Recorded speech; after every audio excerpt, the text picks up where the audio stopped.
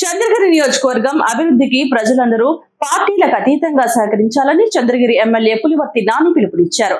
శ్రీనివాస మంగాపురం రోడ్డులో నూతనంగా ఏర్పాటు చేయనున్న గోవింద ధామం నిర్మాణానికి నిర్వహించిన భూమి పూజ కార్యక్రమంలో ఎమ్మెల్యే పాల్గొన్నారు. తిరుపతి జిల్లా చంద్రగిరి పట్టణం శ్రీనివాస మంగాపురం రోడ్డులో నూతనంగా ఏర్పాటు చేయనున్న గోవింద ధామం శ్మశాన వాటిక నిర్మాణానికి మంగళవారం భూమి పూజ కార్యక్రమం జరిగింది.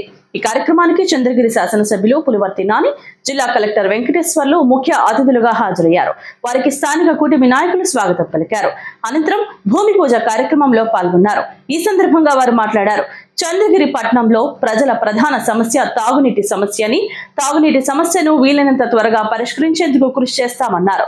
అదేవిధంగా రానున్న 6 మాసాల్లోపు గోవింద ధామం నిర్మాణం పనులు పూర్తి చేసి ప్రజలకు అందుబాటులోకి తీసుకొస్తామని తెలిపారు.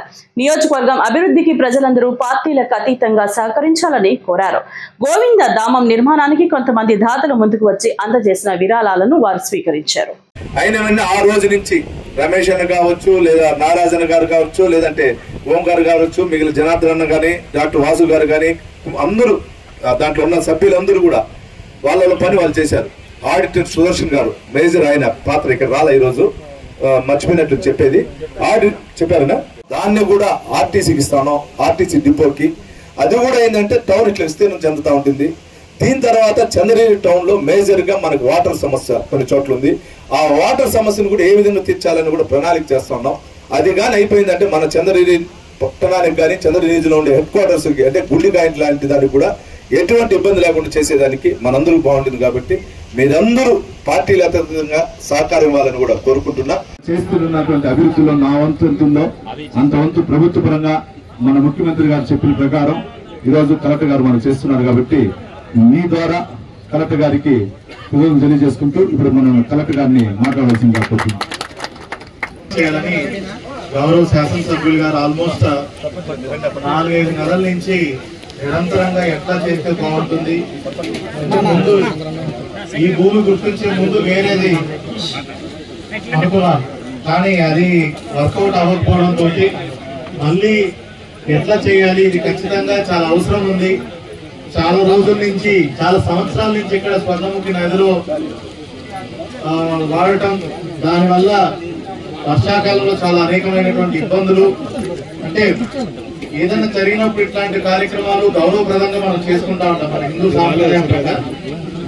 అలాంటిది ఇంత పెద్ద టౌన్ లో ఒక గోవిందధామం లేకపోవడం అనేది నిజంగా ఒక అంటే ఆలోచించాల్సిన విషయం. దాన్ని ఎట్టి పరిస్థితుల్లో చేయాలనే ఉద్దేశంతో గౌరవ శాసనసభ్యులు గారు చాలా ఆలోచించి ప్లాన్ చేసి భూమి గుర్తించడం ఒక ఎత్తు అయితే, దానికి సరిపడా నిధుల్ని సిఎస్ఆర్ ద్వారా, ప్రభుత్వం నుంచి వచ్చే ఎన్ఆర్జీఎస్ నిధుల ద్వారా ఇతరత్ర నిధులన్నీ కూడా కన్వర్జెన్స్ చేసుకొని వచ్చే 6 నెలల్లో ఎట్టి పరిస్థితుల్లో కూడా వచ్చే వర్షాకాలం లోపు ఇది గోవిందధామం అందరికీ అందుబాటులోకి తీసుకొచ్చే విధంగా, తద్వారా ఇక్కడ ఉన్నటువంటి చుట్టుపక్కల ప్రాంత ప్రజలందరికీ ఎటువంటి ఇబ్బందులు లేకుండా వాళ్ళ సంప్రదించుకునేందుకు వీలుంటుంది. దీనికి నిజంగా గౌరవ శాసనసభ్యులు గారికి వారు చేసిన కృషికి కృతజ్ఞతలు మరొకసారి తెలుపుకుంటూ, మంచి కార్యక్రమం కోసం ఈరోజు పిలిచారు. దానికి ఈ సర్పంచ్ గారికి, మిగతా ఇక్కడ ఉన్నటువంటి పెద్దలకి,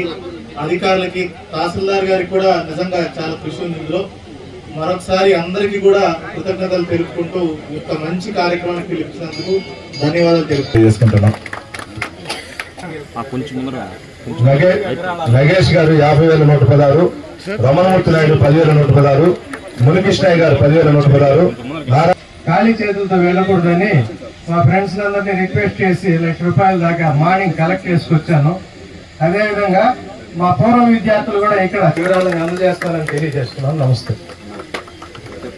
గారు 3,01,16,000 కూడా గోవిందానికి ఇస్తున్నారు. ఇప్పుడు కలెక్టర్ గారు కొంచెం అర్జెంట్ వల్ల వెళ్తున్నారు. నేను ఇక్కడే ఉంటాం. మనం అందరూ వస్తాం మాట్లాడి మళ్ళీ వెళ్దాం. కలెక్టర్ గారిని ఒక్కసారి వెహికల్ పంపించేస్తా. ఈ లోపల దీన్ని